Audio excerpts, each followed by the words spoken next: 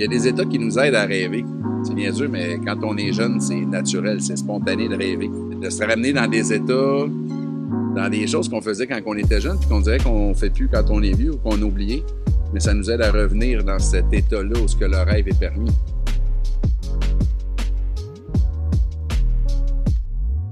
Rêver, ça c'est la première partie. La partie qui est la plus importante, c'est d'aller au bout de nos rêves. C'est là qu'est la question à se poser.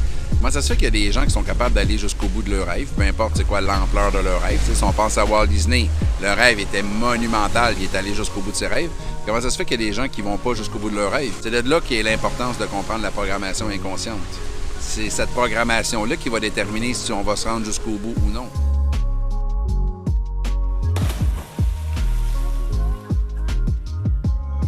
Je me rappelle d'un ami qui était venu me voir parce qu'il n'était pas capable de s'engager dans sa vie. Lui, il avait plein de relations, mais il n'y avait jamais une relation stable. Vraiment, c'était un de ses rêves, d'avoir une vie stable, d'avoir la possibilité de se marier, puis d'avoir son couple, sa maison. Il avait le goût de ça, il n'arrivait pas à le manifester. Qu'est-ce qu'on a fait? C'est qu'on est allé voir dans son inconscient, c'est quoi qui générait ce blocage-là? Qu'est-ce qui fait que dans son inconscient, de s'unir en couple dans une relation stable, c'était quelque chose qui était dangereux? Aussitôt qu'on a mis le doigt sur l'information, qu'on a pu la reprogrammer, dans la même année, il a trouvé la personne avec qui il s'est marié, puis ça fait plusieurs années de ça. Puis à chaque fois que je le vois, puis je lui demande, il me dit toujours merci parce que pour lui, c'était un de ses rêves qu'il a pu réaliser.